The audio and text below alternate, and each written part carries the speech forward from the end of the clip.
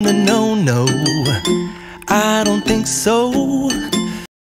Bienvenue sur la chaîne Interprétation biblique du Coran.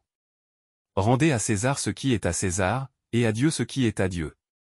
C'est ce que Jésus-Christ avait dit, selon les évangiles.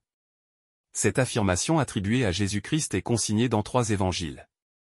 Il s'agit de l'évangile de Matthieu, chapitre 22, verset 21, l'évangile de Marc, chapitre 12, verset 17, et l'évangile de Luc, chapitre 20, verset 25. Le contexte de cette affirmation de Jésus-Christ est ainsi décrit dans l'évangile de Matthieu. Alors les pharisiens allèrent se concerter en vue de le surprendre en parole, et ils lui envoient leurs disciples, accompagnés des Hérodiens, pour lui dire, « Maître, nous savons que tu es véridique et que tu enseignes la voie de Dieu en vérité sans te préoccuper de qui que ce soit, car tu ne regardes pas au rang des personnes.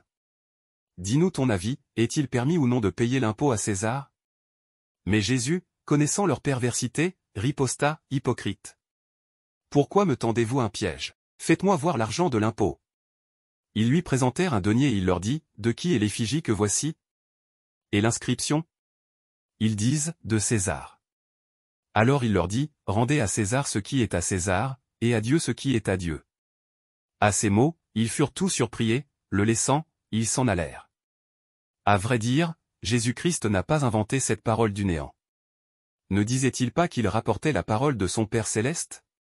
Or, la parole du Père céleste est simplement la parole de la Torah ainsi que la parole rapportée par les prophètes. Dans le cas d'espèce, la parole des prophètes recommandait la soumission aux lois de l'autorité en place lors de la période de l'exil. Il en va de même pour l'autorité des Romains. Dans cette logique, il n'est pas surprenant de voir Alexander le Grand évoqué allusivement dans le Coran. Dans cette logique, Rabbi Hanina, un contemporain de l'occupation romaine avait dit pratiquement la même chose.